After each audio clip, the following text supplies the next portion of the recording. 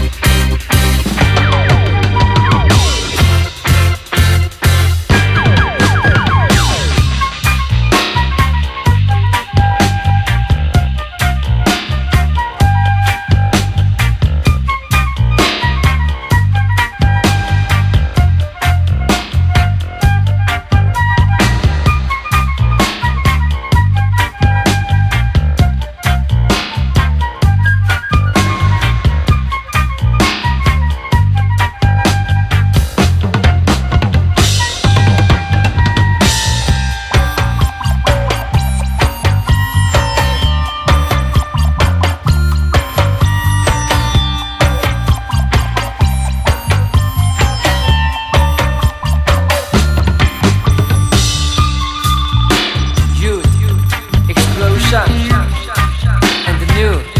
selection, non-confusion to the nation. Youth explosion and the new selection, non-confusion to the nation.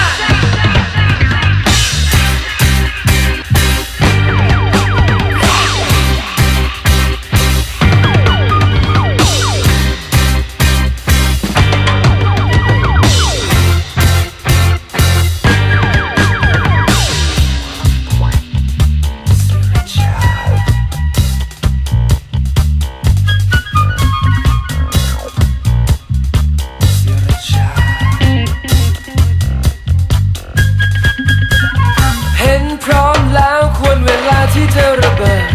เรียงร้อยสาวดวงดาวพราวบันเจิด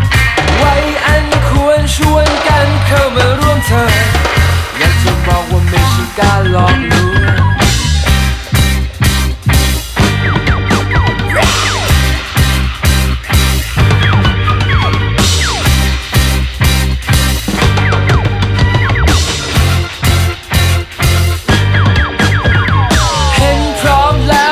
เวลาที่จะระเบิด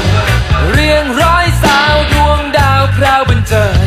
ไว้อันควรชวนกันเข้ามาร่วมเถิดอยากจะบอกว่าไม่ใช่การหลอกลวง